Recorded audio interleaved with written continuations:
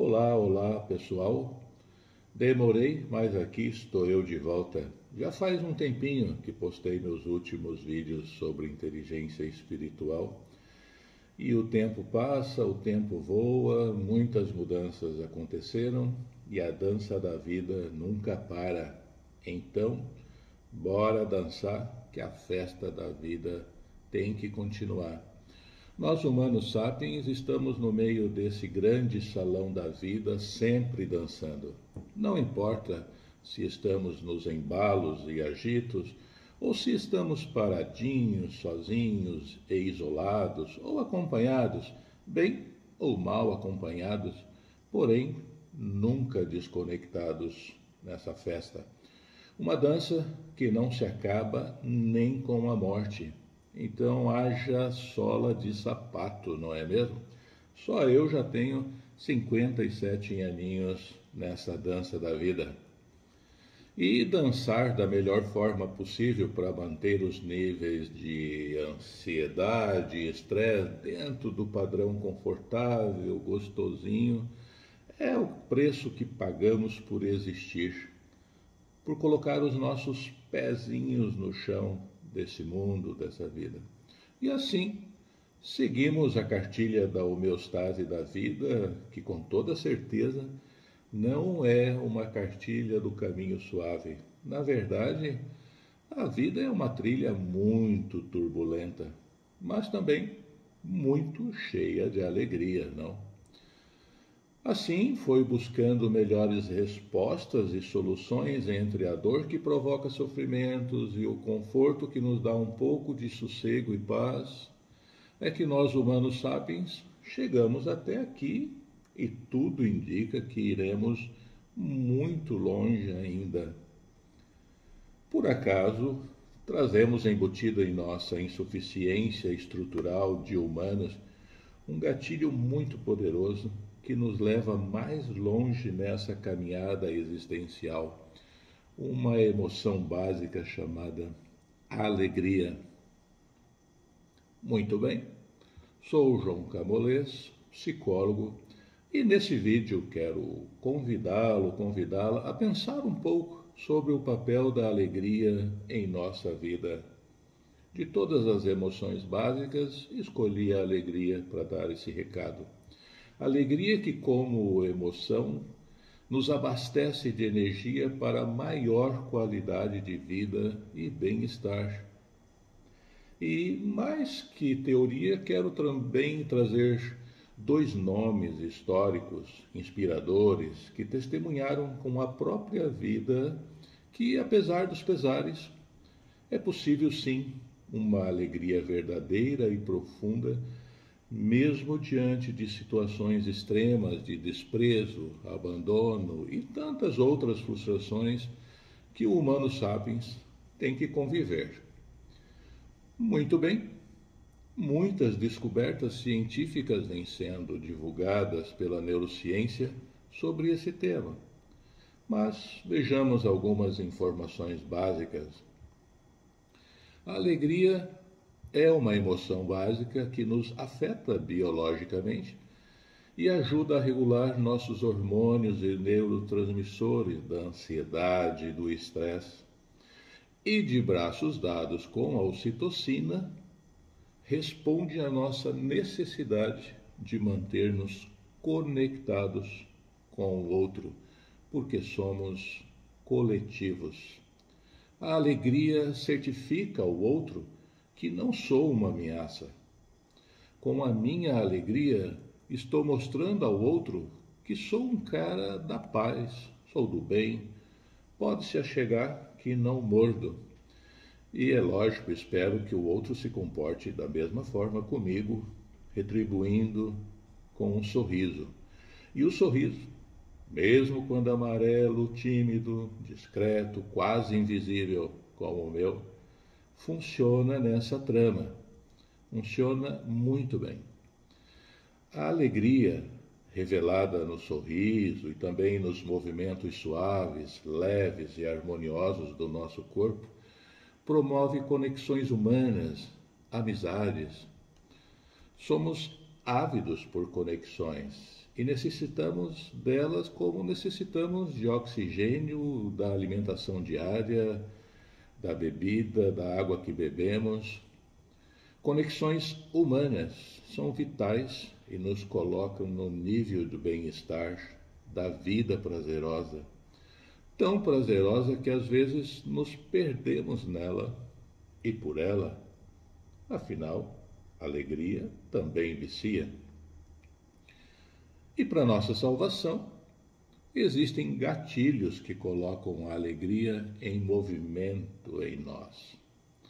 E pelo fato das emoções serem contagiantes, a alegria coloca em movimento a alegria no outro.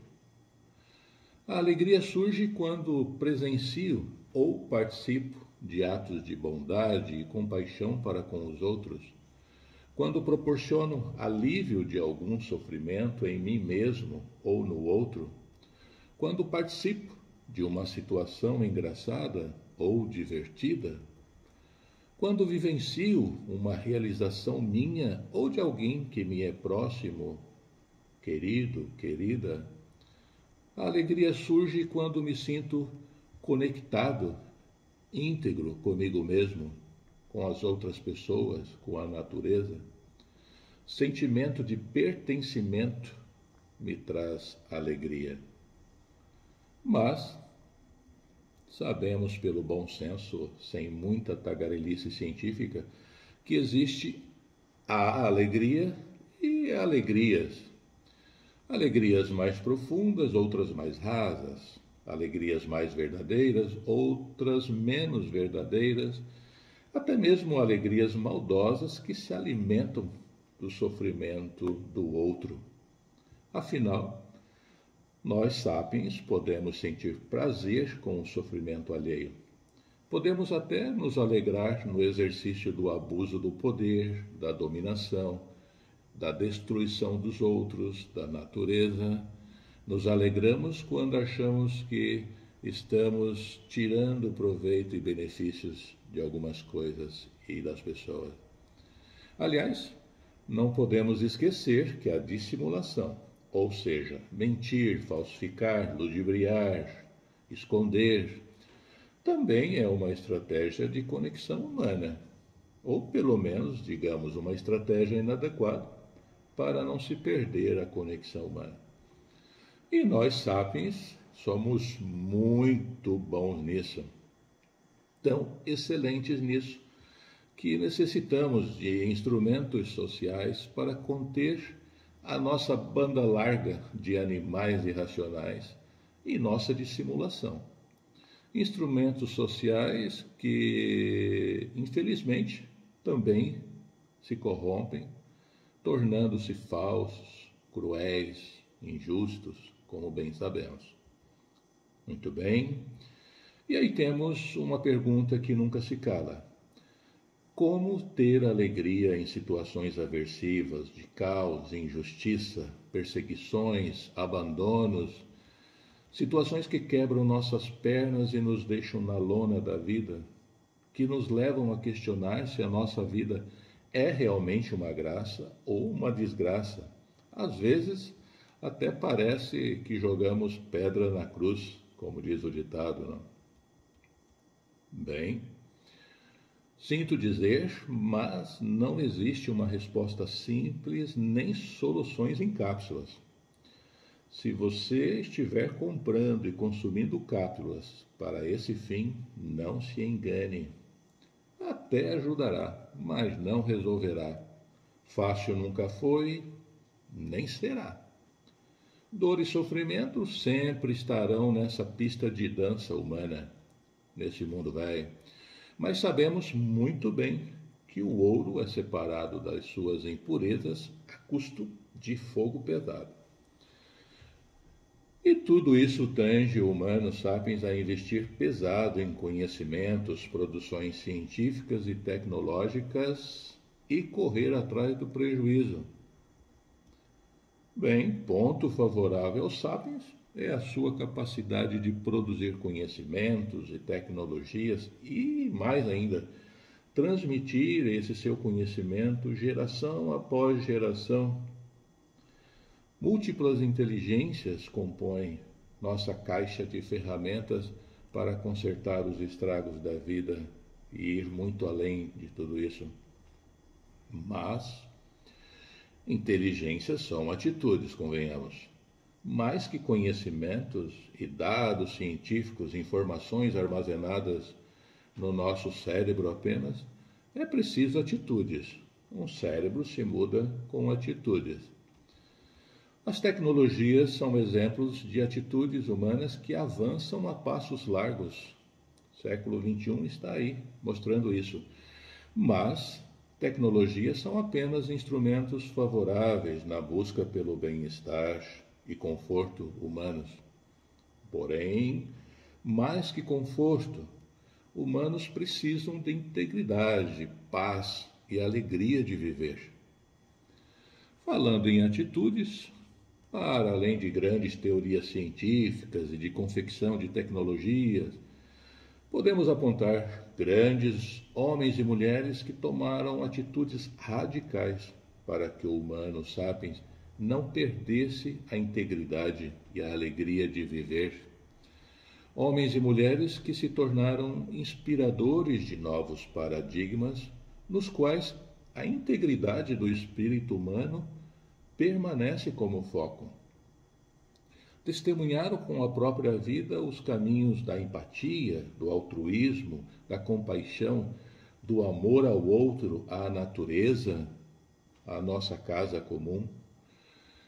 Nesse momento, na sua cabeça, já devem estar desfilando alguns nomes e personagens históricos que fizeram acontecer isso. Alguns conhecidos e quantos desconhecidos passaram, não? Alguns provavelmente são tomados por você como inspiração para trilhar o caminho do bem e da paz, promovendo a integridade de outros humanos e da natureza. E isso é excelente. Aqui vou tomar a liberdade e peço licença, claro, de apontar dois nomes históricos que sempre desfilaram na minha cabeça devido à minha história de vida, que um dia posso até lhe contar. Ambos fonte de inspiração, não somente para mim, mas para toda a humanidade, como transformadores de paradigmas humanos. O primeiro, Jesus de Nazaré. Para além de todas as fronteiras confessionais, esse homem tocou o coração da humanidade. E o motivo foi que ele encarou de frente a dor, o sofrimento e a morte, não a morte natural, mas a morte matada, arbitrariamente imposta por outros humanos. Jesus de Nazaré mostrou com a própria vida que o medo da morte, da dor, do sofrimento, pode ser encarado, acolhido, superado, e não uma condição limitadora, devoradora da dignidade e da integridade humana. Jesus de Nazaré venceu o grande medo da finitude humana, a morte.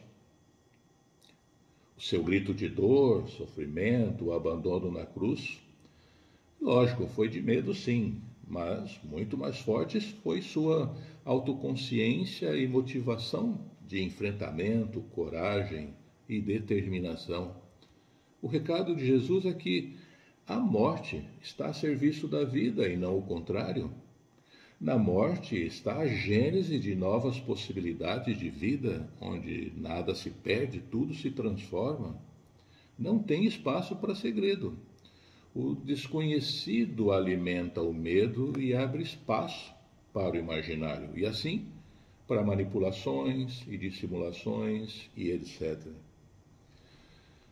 Aliás, narram as Escrituras que o véu que a tudo ocultava rasgou-se de alto a baixo. A terra tremeu, as pedras se partiram. Ou seja, não há nada tão duro e inquestionável nessa vida que não possa ser transformado. O que popularmente nós dizemos, tudo passa. Mas mais do que passar, é preciso ser transformado. Então não há motivo para se ter medo do abandono nas cruzes que a insuficiência estrutural impõe ao homem. E vale a pena lembrar aqui que, segundo Johann Sebastian Bach, Jesus é a alegria dos homens. Muito bem, o segundo personagem que toma emprestado na história para essa reflexão é o poverelo de Assis, chamado Francisco. O cara que renunciou tudo, renunciou até ele mesmo. Conseguiu enxergar a forma de vida humilde na pobreza, um caminho de transformação verdadeira e vital. Lógico que foi chamado de louco, mas esse louco reverenciava a todas as criaturas e testemunhava o amor do Criador para com todos. A todas as criaturas chamava de irmãos e irmãs, até a própria morte chamava de irmã a morte. E vivendo a minoridade, ganhou seguidores por todo o mundo. Francisco, para além das fronteiras confessionais, também tem seu cantinho reservado no coração da humanidade. Com suas atitudes, revelou que a perfeita alegria é possível. Mas como seria possível isso? Conta a história que Francisco e Frei Leão, em suas peregrinações, estavam indo de Perusa para Santa Maria dos Anjos, e era tempo de inverno rigoroso, e naquela situação de sofrimento, causado pelo frio úmido e congelante, Frei Leão pede a Francisco que lhe diga onde poderia estar a perfeita alegria diante de tanto sofrimento que a vida impõe. Aliás, essa questão é uma questão que trazemos e fazemos conosco até hoje, em pleno século XXI, certo? Francisco, depois de um certo tempo em silêncio e caminhando, começou a dizer a Frei Leão o que não era a perfeita alegria. A perfeita alegria, para Francisco, não consiste nas grandes coisas que fazemos, mesmo tendo a graça de Deus para isso fazer. Assim como a pregação do Evangelho e da cruz, mesmo por exemplos e obras, se conseguisse converter todos os homens à fé, até mesmo os de mau coração, ainda não seria perfeita alegria.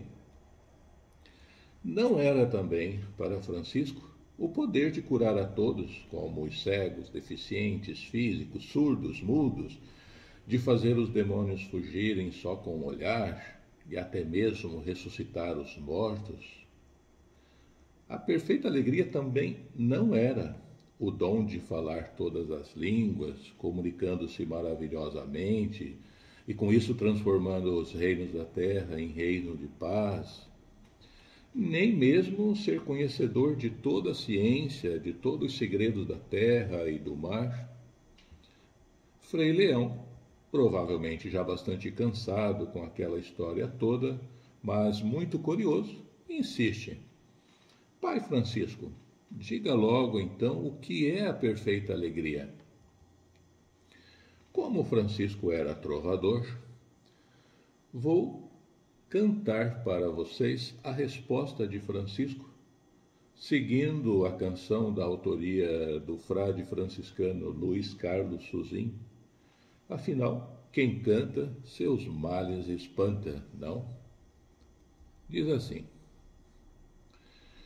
se chegarmos ao nosso convento e batermos depressa esperando entrar, e o porteiro do lado de dentro, ao invés de abrir, põe-se assim a falar: quem sois vós que assim importunos nesta hora nos incomodais?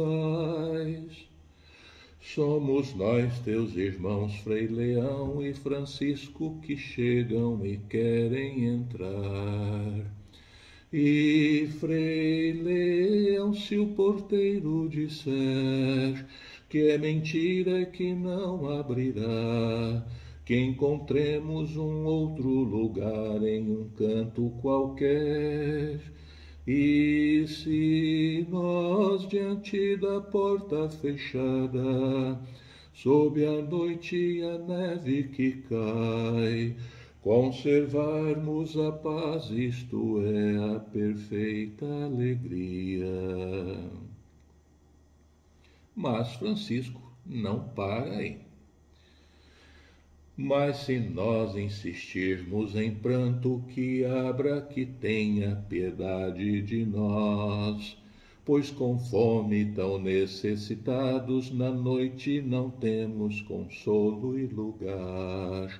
E se então o porteiro sair, empunhando um bastão e gritar, e bater em você e em mim muito mais, nos deixando no chão a chorar. E Frei Leão, se for Deus quem tal faz, que nos deixa na noite na cruz, se entendermos que este abandono imita Jesus. E se nós diante da porta fechada, sob a noite e a neve que cai, conservarmos a paz, isto é a perfeita alegria. O recado está bem claro. Para além e acima de tudo, de qualquer coisa, de qualquer motivação, seja ela uma confissão religiosa, uma espiritualidade ou um empenho político de justiça, vencer-se a si mesmo e voluntariamente, pelo amor, suportar frustrações, injúrias, desprezos, incompreensões, abandonos, etc., conservando a paz dentro de si mesmo, de mim mesmo, uma profunda e verdadeira alegria se torna possível. Ora, isso é a mais profunda inteligência espiritual e emocional.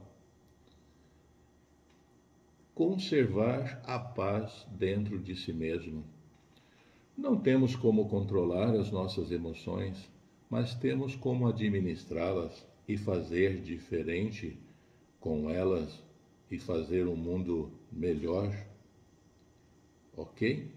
Fica então a dica para que consideremos, para além de todas as crenças padronizadas, rígidas, incontestáveis, inflexíveis, religiosas ou políticas que carregamos em nossa mente, que é possível continuar rasgando os véus que a tudo esconde, fazendo tremer a terra e partindo as rochas das nossas limitações humanas. Avancemos para além da nossa insuficiência estrutural de meros humanos sapiens, ok? E quero deixar uma dica. O livro Dar e Receber, do psicólogo Adam Grant, é um trabalho profundo de pesquisa sobre os benefícios do dar e receber, que, aliás, também está dentro dos ensinamentos e da espiritualidade de Francisco de Assis. É dando que se recebe. Fica então a dica, ok? Um grande abraço, paz e bem, e até uma próxima vez.